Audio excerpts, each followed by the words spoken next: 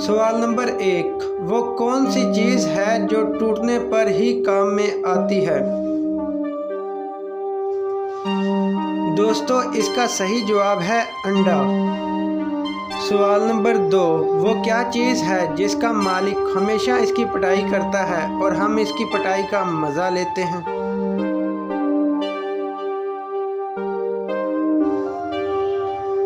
इसका सही जवाब है ढोल। सवाल नंबर 3, वो कौन सा जानवर है जिसका गोश्त खाना हलाल है लेकिन इस जानवर का गोश्त बेचना हराम है?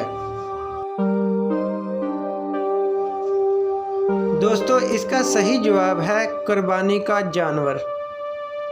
सवाल नंबर 4, दो मुर्गियां 2 दिनों में 2 अंडे देती हैं तो 8 मुर्गियां 8 दिनों में कितने अंडे देंगी? इसका सही जवाब है 32 अंडे।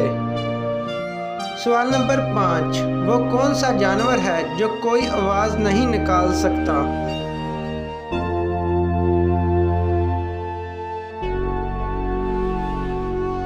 दोस्तों, इसका सही जवाब है ज़िराफ़ा।